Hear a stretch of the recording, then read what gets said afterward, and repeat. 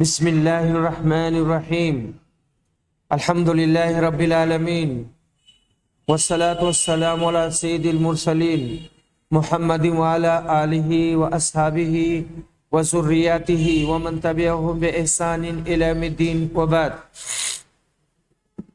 ناظرین السلام علیکم ورحمۃ اللہ وبرکاتہ۔ میں دلائل التوحید کے سلسلے میں عقیدے کے بارے میں 50 سوال و جواب کی بابت معلومات پیش کر رہا ہوں۔ یہ شیخ الاسلام محمد بن سلیمان التمیمی رحمہ اللہ کی تالیف ہے۔ نمبر 1، وہ کون سے 3 بنیادی اصول ہیں جن کی معرفت انسان کے لیے ضروری ہے؟ رب کو جاننا، دین کو جاننا اور رسول کو جاننا۔ نمبر 2، تمہارا رب کون ہے؟ ہمارا رب اللہ ہے، جس نے اپنی نعمتوں کے ذریعہ ہماری اور سارے جہاں کی پرورش کی، اور وہی ہمارا معبود ہے، اس کے سوا ہمارا کوئی معبود نہیں۔ اللہ تبارک و تعالیٰ نے فرمایا ہے الحمدللہ رب العالمین، سورہ فاتحہ آیت نمبر 2۔ ساری تعریف اللہ کے لیے ہے جو تمام دنیا والوں کا پالنے والا ہے۔ نمبر 3، اللہ کے رب کے کیا معنی ہے؟ رب کا معنی مالک، معبود اور تصرف کرنے والا ہے، اور وہی عبادت کا حقدار ہے۔ نمبر 4، تم نے اپنے پروردگار کو کیسے پہچانا؟ اللہ رب العزت کی پہچان ہم اس کی نشانیوں اور مخلوقات سے کرتے ہیں، اور اس کی نشانیوں میں سے رات، دن، سورج اور چاند ہیں، اور اس کی مخلوقات میں سے 7 آسمان اور ان میں بسنے والے، اور 7 زمین اور ان میں رہنے والے، اور وہ ساری چیزیں ہیں جو آسمان و زمین کے درمیان ہیں۔ اس کی دلیل اللہ تعالیٰ کا یہ فرمان ہے وَمِنْ آيَاتِهِ اللَّيْلُ وَالنَّهَارُ وَالشَّمْسُ وَالْقَمَرُ لَا تَسْجُدُوا لِلشَّمْسِ وَلَا لِلْقَمَرِ وَاسْجُدُوا لِلَّهِ الَّذِي خَلَقَهُنَّ إِن كُنتُمْ إِيَّاهُ تَعْبُدُونَ۔ سورہ فصلت آیت نمبر 37۔ اور دن رات اور سورج چاند بھی اسی کی نشانیوں میں سے ہیں۔ تم سورج کو سجدہ نہ کرو نہ چاند کو، بلکہ سجدہ اللہ کے لیے کرو جس نے ان سب کو پیدا کیا، اگر تمہیں اسی کی عبادت کرنی ہے تو۔ نیز اللہ تعالیٰ کا یہ فرمان ہے ان ربکم اللہ الذی خلق السماوات والارض فی 6 ایام ثم استوى علی العرش یغشی اللیل النہار یطلبہ حثیثا والشمس والقمر والنجوم مسخرات بامرہ الا لہ الخلق والامر تبارک اللہ رب العالمین۔ سورہ اعراف آیت نمبر 54۔ بے شک تمہارا رب اللہ ہی ہے جس نے آسمانوں اور زمین کو 6 دن میں پیدا کیا، پھر عرش پر مستوی ہوا، اور وہ رات سے دن کو ایسے طور پر چھپا دیتا ہے کہ وہ رات اس دن کو جلدی سے آ لیتی ہے، اور سورج اور چاند اور دوسرے ستاروں کو پیدا کیا ایسے طور پر کہ سب اس کے حکم کے تابع اور فرما بردار ہیں۔ یاد رکھو اللہ ہی کے لیے خاص ہے خالق اور حاکم ہونا، بڑی خوبیوں سے بھرا ہوا ہے اللہ جو تمام عالم کا پروردگار ہے۔ نمبر 5، تمہارا دین کیا ہے؟ ہمارا دین اسلام ہے، جس کے معنی اللہ وحدہ کی اطاعت اور فرما برداری کے ہوتے ہیں۔ اس کی دلیل اللہ کا یہ فرمان ہے ان الدین عند اللہ الاسلام، سورہ آل عمران آیت نمبر 19۔ بے شک اللہ تعالیٰ کے نزدیک دین اسلام ہی ہے۔ دوسری دلیل اللہ کا یہ فرمان ہے وَمَن يَبْتَغِ غَيْرَ الْإِسْلَامِ دِينًا فَلَن يُقْبَلَ مِنْهُ وَهُوَ فِي الْآخِرَةِ مِنَ الْخَاسِرِينَ۔ سورہ آل عمران آیت نمبر 85۔ جو شخص اسلام کے علاوہ اور دین تلاشے، دوسرا دین تلاشے، اس کا دین ہرگز قبول نہ کیا جائے گا اور وہ آخرت میں نقصان پانے والوں میں ہوگا۔ اللہ تعالیٰ نے فرمایا الیوم اکملت لکم دینکم واتممت علیکم نعمتی ورضیت لکم الاسلام دینا۔ سورہ مائدہ آیت نمبر 3۔ آج میں نے تمہارے لیے تمہارے دین کو مکمل کر دیا اور تمہارے اوپر اپنی نعمتوں کو پورا کر دیا اور تمہارے لیے اسلام کے دین ہونے پر راضی ہو گیا اور رضامند ہو گیا۔ نمبر 6، دین اسلام کی بنیاد کن چیزوں پر ہے؟ دین اسلام کی بنیاد 5 چیزوں پر ہے۔ یہ گواہی دینا کہ اللہ کے علاوہ کوئی معبود حقیقی نہیں اور محمد اس کے بندے اور رسول ہیں، نماز قائم کرنا، زکوٰۃ دینا، رمضان کے روزے رکھنا اور کعبہ کا حج کرنا۔ اس شخص کے لیے جو صحت اور مالی اعتبار سے مکہ جانے کی طاقت رکھتا ہو، آنے کی طاقت رکھتا ہو، ساتھ ہی جن لوگوں کا وہ کفیل ہے گھر پر تعلیم، تربیت، کھانا اور گاڑی وغیرہ کا خرچ، بجلی کا خرچ، وہ سب دینے کی طاقت ہو، یہ ساری چیزیں دے کر کے وہ حج پہ جائے۔ نمبر 7، ایمان کیا ہے؟ اللہ پر ایمان، اس کے فرشتوں پر ایمان، اس کی کتابوں پر، اس کے رسولوں پر، آخرت کے دن پر اور ہر اچھی بری تقدیر پر ایمان رکھنا۔ اللہ تعالیٰ نے فرمایا آمن الرسول بما انزل الیہ من ربی والمؤمنون کل آمن باللہ وملائکتہ وکتبہ ورسلہ۔ سورہ بقرہ آیت نمبر 285۔ رسول ایمان لائے اس چیز پر جو اس کی طرف اللہ کی جانب سے اتری، اور مومن بھی ایمان لائے، یہ سب اللہ تعالی اس کے فرشتوں اور اس کی کتابوں پر اور اس کے رسولوں پر ایمان لائے۔ نمبر 8، احسان کیا ہے؟ احسان یہ ہے کہ تم اللہ کی عبادت اس طرح کرو کہ تم اسے دیکھ رہے ہو، لیکن اگر تم اسے دیکھنے کا تصور قائم نہ کر سکے تو پھر یہ تصور کرو اور یہ خیال کرو کہ اللہ تو تمہیں دیکھ ہی رہا ہے۔ اس کی دلیل اللہ کا یہ فرمان بھی ہے ان اللہ مع الذین اتقوا والذین هم محسنون۔ بے شک اللہ تعالی ہر پرہیزگاروں، اللہ تعالی پرہیزگاروں اور نیک کاروں کے ساتھ ہے۔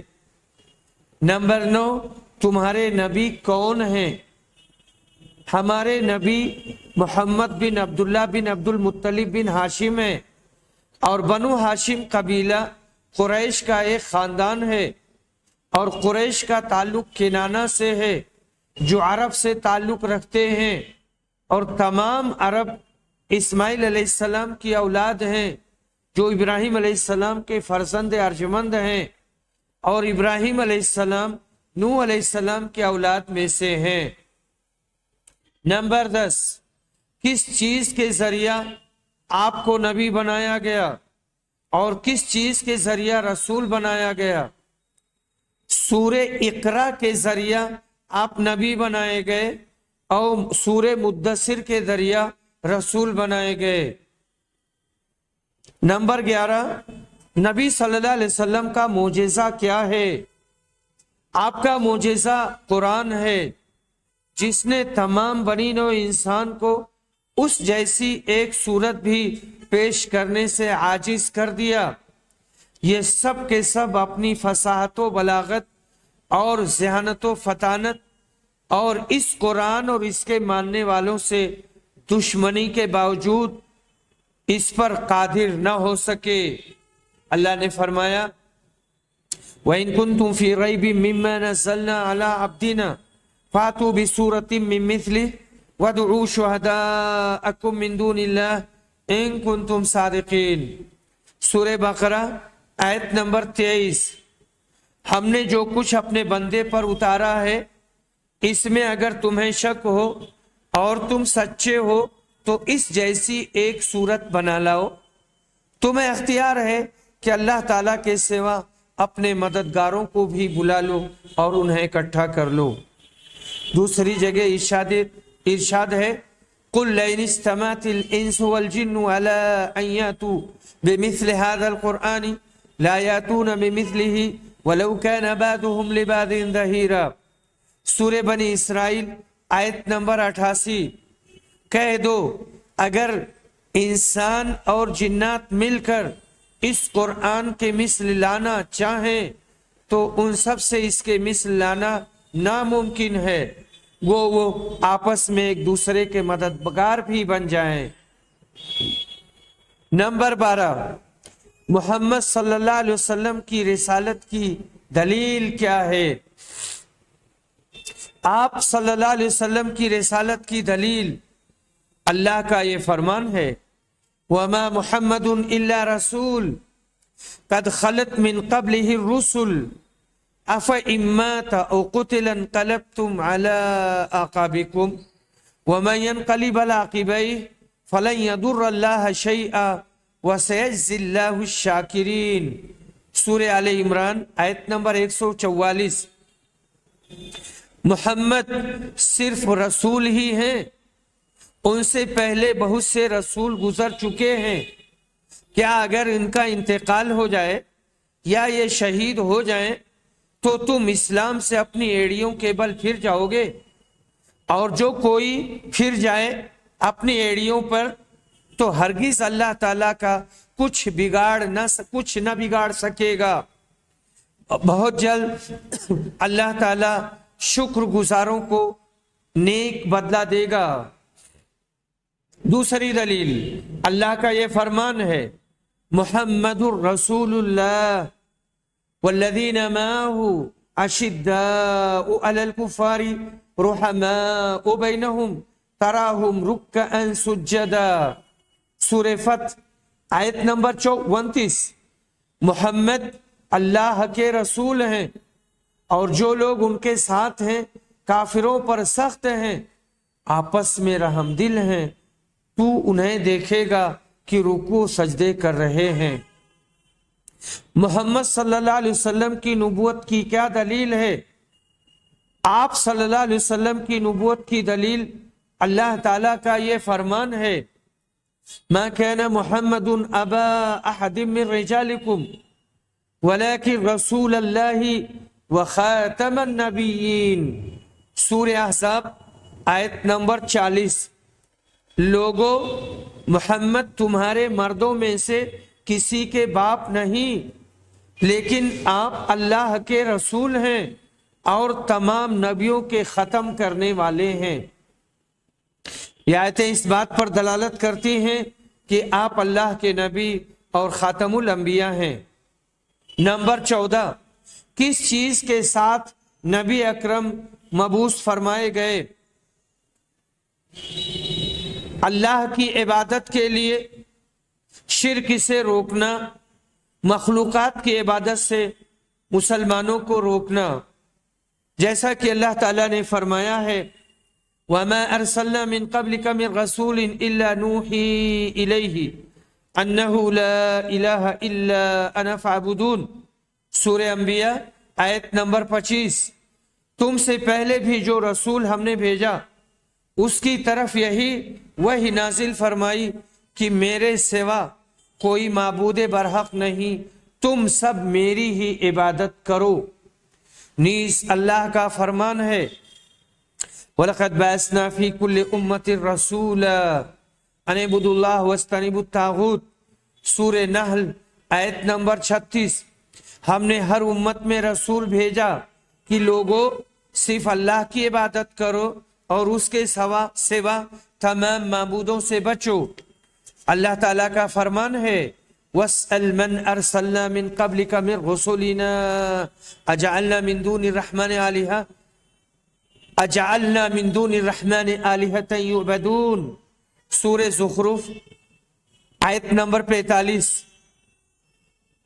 اور ہمارے ان نبیوں سے پوچھو جنہیں ہم نے آپ سے پہلے بھیجا تھا کہ کیا ہم نے سوائے رحمان کے اور معبود مقرر کیے تھے جن کی عبادت کی جائے؟ اللہ تعالیٰ کا ارشاد ہے وَمَا خَلَقْتُ الْجِنَّ وَالْإِنسَ إِلَّا لِيَعْبُدُونَ، سورہ زاریات آیت نمبر 56۔ میں نے جنات اور انسانوں کو صرف اس لیے پیدا کیا ہے کہ وہ میری عبادت کریں۔ ان آیت سے معلوم ہوا کہ اللہ نے تمام مخلوقات کو صرف اپنی تنہا عبادت کے لیے پیدا کیا ہے اور رسولوں کو اسی کا حکم دینے کے لیے مبعوث فرمایا۔ نمبر 15، توحید ربوبیت اور توحید الوہیت میں کیا فرق ہے؟ توحید ربوبیت کا تعلق رب کے افعال سے ہے، جیسے پیدا کرنا، روزی دینا، مرنا، زندہ کرنا، بارش اتارنا، پودوں کا اگانا اور امور کائنات کی تدبیر کرنا۔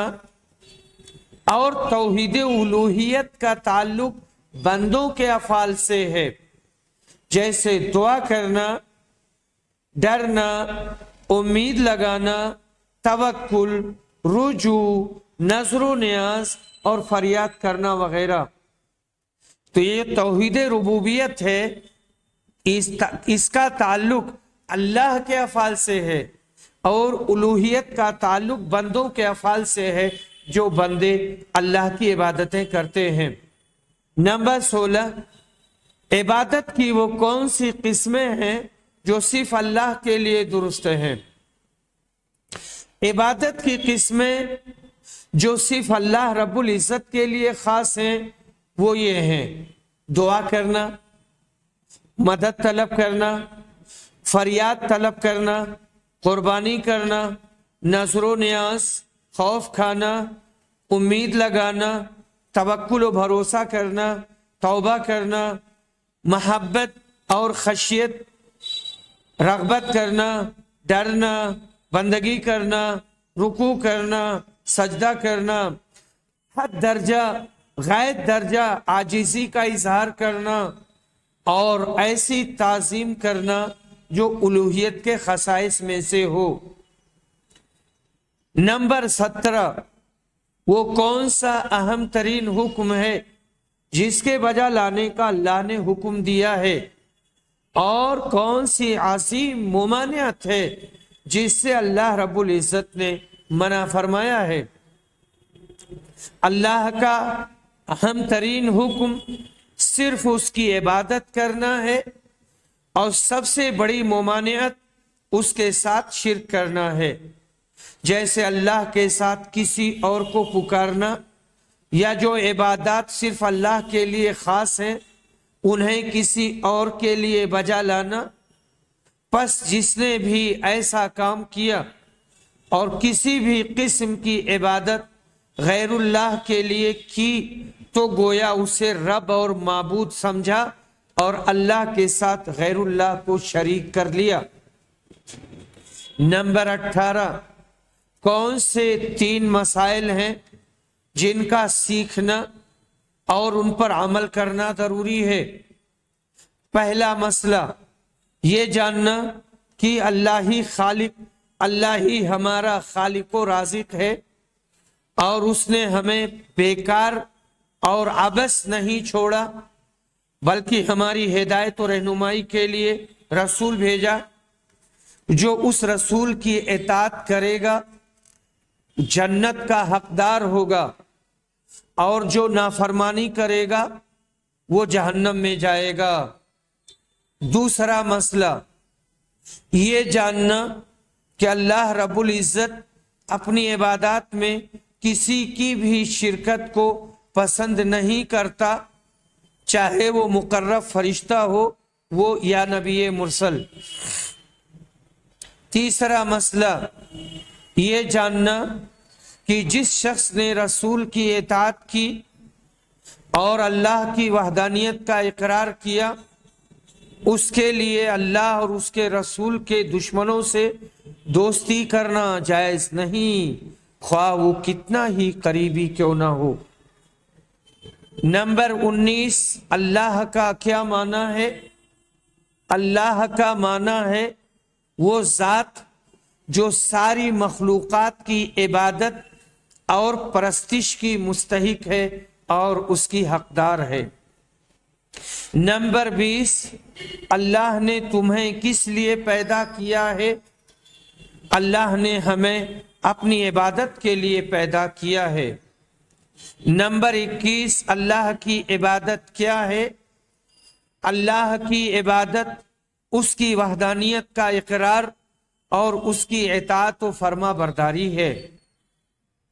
نمبر 22، اس کی دلیل کیا ہے؟ اس کی دلیل اللہ کا فرمان ہے، وَمَا خَلَقْتُ الْجِنَّ وَالْإِنسَ إِلَّا لِيَعْبُدُونَ، سورہ زاریات آیت نمبر 56۔ میں نے جنات اور انسانوں کو صرف اپنی عبادت کے لیے پیدا کیا ہے۔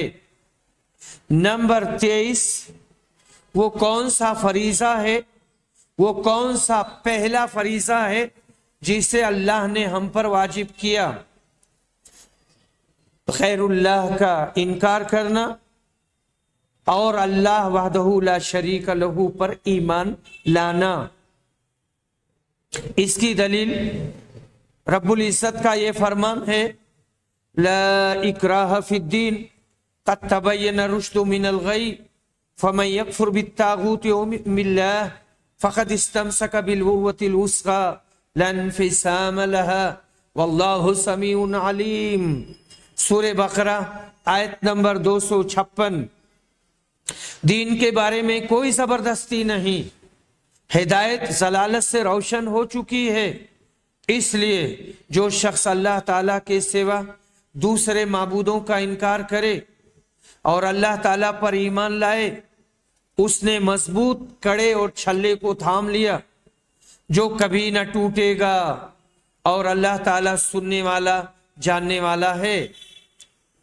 نمبر 24، عروہ وثقی کیا ہے؟ عروہ وثقی کا معنی ہوتا ہے مضبوط کڑا، مضبوط چھلا۔ جواب، مضبوط کڑا لا الہ الا اللہ ہے۔ لا الہ الا اللہ کا مطلب انکار اور الا اللہ کا مطلب اس بات ہے۔ یہاں آیت نمبر 25، یہاں نفی اور اس بات سے کیا مقصود ہے؟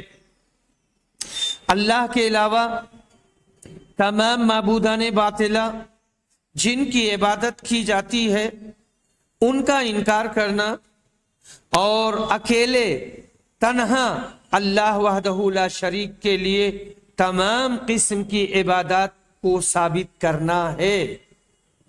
نمبر 26 اس کی کیا دلیل ہے؟ نفی کی دلیل اللہ تعالیٰ کا یہ ارشاد ہے، وَإِذْ قَالَ إِبْرَاهِيمُ لِأَبِيهِ وَقَوْمِهِ إِنَّنِي بَرَاءٌ مِّمَّا تَعْبُدُونَ، سورہ زخرف آیت نمبر 26۔ اور جب ابراہیم نے اپنے والد سے اور اپنی قوم سے کہا کہ میں ان چیزوں سے بیزار ہوں جن کی تم عبادت کرتے ہو، اور اس بات کی دلیل اللہ کا یہ فرمان ہے، إِلَّا الَّذِي فَطَرَنِي، سورہ زخرف آیت نمبر 27، سوائے اس ذات کے جس نے مجھے پیدا کیا۔ نمبر 27، طاغوت کی کتنی قسمیں ہیں؟ طاغوت بہت سارے ہیں، جن میں سے اہم 5 ہیں۔ ابلیس، مردود، وہ شخص جس کی عبادت کی جائے اور وہ اس عبادت سے راضی ہو، وہ شخص جس نے لوگوں کو اپنی عبادت کی دعوت دی، وہ شخص جو علم غیب جاننے کا دعویٰ کرے، وہ شخص جس نے شریعت الہی کو نظر انداز کر کے کسی دوسری چیز کو حکم بنایا۔ 28 شہادتین کے بعد سب سے افضل عمل کیا ہے؟ شہادتین کے بعد سب سے افضل عمل 5 فرض نمازیں ہیں جس کے کچھ شروط ہیں اور کچھ ارکان و واجبات. سب سے بڑی شرط اسلام ہے. اس کے بعد عقل تمیز، باوضو ہونا، نجاست و گندگی دور کرنا، شرمگاہ کو چھپانا، قبلہ رخ ہونا، وقت کا داخل ہونا اور نیت ہے. اور نماز کے 14 ارکان ہیں. طاقت ہو تو کھڑے ہونا، تکبیر تحریمہ، سورہ فاتحہ پڑھنا، رکوع کے بعد قومہ میں ٹھیک سے کھڑا ہونا، 7 اعضاء پر سجدہ کرنا، سجدہ سے مکمل طور پر اٹھنا، دونوں سجدوں کے درمیان بیٹھنا، ان تمام ارکان کا اطمینان سے ادا کرنا، ارکان میں ترتیب ملحوظ رکھنا، آخری تشہد کے لیے بیٹھنا، نبی صلی اللہ علیہ وسلم پر درود پڑھنا اور دونوں جانب سلام پھیرنا. یہ 14 ارکان ہیں. اور نماز کے 8 واجبات ہیں. تکبیر تحریمہ کے بعد والی تمام تکبیرات کہنا، جن کو تکبیرات انتقال کہا جاتا ہے. رکوع میں سبحان ربی العظیم کہنا، امام اور منفرد کا سمیع اللہ لمن حمیدہ کہنا، امام، مقتدی اور منفرد سب کا ربنا ولک الحمد کہنا، سجدہ میں سبحان ربی الاعلیٰ کہنا، دونوں سجدوں کے درمیان رب اغفر لی کہنا، پہلا تشہد اول کے لیے بیٹھنا. یہ 8 واجبات ہیں. اس کے علاوہ تمام اعمال و اذکار سنت ہیں. نمبر 29، کیا اللہ رب العزت مخلوقات کو مرنے کے بعد دوبارہ زندہ کرے گا اور ان کے اچھے و برے اعمال کا انہیں بدلہ دے گا، پھر اطاعت گزاروں کو جنت میں داخل کرے گا اور مشرکین و کفار کا جہنم میں پھینک دے گا؟ ہاں، اللہ رب العالمین مرنے کے بعد تمام مخلوق کو دوبارہ زندہ کرے گا اور ہر ایک کو اس کے عمل کے مطابق بدلہ دے گا. اس کی دلیل اللہ کا یہ فرمان ہے، زعم الذین کفروا ان لن یبعثوا قل بلی وربی لتبعثن ثم لتنبؤن بما عملتم وذلک علی اللہ یسیر. سورہ تغابن آیت نمبر 7. ان کافروں نے خیال کیا ہے کہ وہ دوبارہ زندہ نہ کیے جائیں گے. تم کہہ دو کیوں نہیں، اللہ کی قسم تم ضرور دوبارہ اٹھائے جاؤ گے، پھر جو کچھ تم نے کیا ہے اس کی خبر دیے جاؤ گے اور اللہ پر یہ بالکل ہی آسان ہے. دوسری جگہ فرمایا ہے، منہا خلقناکم وفیہا نعیدکم ومنہا نخرجکم تارۃ اخری. سورہ طٰہٰ آیت نمبر 55. اسی زمین سے ہم نے تمہیں پیدا کیا اور اسی میں پھر تمہیں واپس لوٹائیں گے اور اسی سے دوبارہ تم سب کو نکال کھڑا کریں گے. اس کے علاوہ قرآن میں بے شمار دلیلیں موجود ہیں. نمبر 30، غیر اللہ کے لیے ذبح کرنے والے کا کیا حکم ہے؟ غیر اللہ کے لیے ذبح کرنے والا مرتد اور کافر ہے. اس کا ذبیحہ حلال نہیں ہے کیونکہ اس میں 2 خرابیاں پائی جاتی ہیں. یہ مرتد کا ذبیحہ ہے اور مرتد کا ذبیحہ بالاتفاق حرام ہے. یہ غیر اللہ کے نام پر ذبح کیا گیا ہے اور اللہ نے اس کو حرام قرار دیا ہے. یہ 2 باتیں ہوئیں، مرتد کا ذبیحہ ہے اور مرتد کا ذبیحہ جائز نہیں، اور یہ غیر اللہ کے نام ذبح کیا گیا ہے اور اللہ نے اس کو ناجائز قرار دیا ہے. اللہ نے فرمایا ہے، قُلْ لَا أَجِدُ فِي مَا أُوحِيَ إِلَيَّ مُحَرَّمًا عَلَى طَاعِمٍ يَطْعَمُهُ إِلَّا أَن يَكُونَ مَيْتًا أَوْ دَمًا مَسْفُوحًا أَوْ لَحْمَ خِنزِيرٍ فَإِنَّهُ رِجْسٌ أَوْ فِسْقٌ أُحِلَّ لِغَيْرِ اللَّهِ بِهِ. سورہ انعام آیت نمبر 145. تم کہہ دو کہ جو کچھ احکام بذریعے وہی میرے پاس آئے ان میں تو میں کوئی حرام نہیں پاتا کسی کھانے والے کے لیے جو اس کو کھائے، مگر یہ کہ وہ مردار ہو یا کہ بہتا ہوا خون یا خنزیر کا گوشت ہو، کیونکہ وہ بالکل ناپاک ہے، یا شرک کا ذریعہ ہو कि गैरुल्लाह के नाम पर ज़बह किया गया हो। नंबर 31, शिर्क के अक़साम क्या हैं? शिर्क की अक़साम दर्जे ज़ेल हैं। मुर्दों से अपनी हाजत तलब करना, उनसे फरियाद करना, उनकी तरफ रुजू करना, और यही शिर्क की बुनियाद है, क्योंकि फौत शुदा शख्स का अमल मुनक़ते हो जाता है। वो बज़ाते खुद अपने लिए नफ़ा और नुकसान का मालिक नहीं रह जाता, चे जाए कि दूसरों के लिए वो कुछ कर सके। जो उसे फरियाद करता है या अल्लाह के पास उसको वसीला बनाता है, बल्कि ये सिफारिश करने वाले और जिसकी सिफारिश की जा रही है उनके सिलसिले में उसे इल्म नहीं है, क्योंकि अल्लाह के नज़दीक बगैर उसकी इजाज़त के कोई भी सिफारिश नहीं कर सकता। इसी तरह अल्लाह रब्बुल इज़्ज़त सिर्फ किसी के सवाल करने से शफात की इजाज़त भी नहीं दे सकता, बल्कि शफात की इजाज़त कमाल तौहीद की बदौलत हासिल हो सकती है। और इस मुशरिक में ऐसी वजह मौजूद है जो हुसूल इज़्न से माने है, अल्लाह ताला उनको इजाज़त नहीं देगा। और शिर्क की दो किस्में हैं, शिर्क अकबर, शिर्क असगर। शिर्क अकबर जिसका मुर्तकिब मिल्लत इस्लामिया से खारिज हो जाता है, शिर्क असगर जैसे रिया वगैरह, और इसका मुर्तकिब मिल्लत से खारिज नहीं होता। सवाल नंबर 32, निफाक का क्या माना है और इसके अक़साम क्या हैं?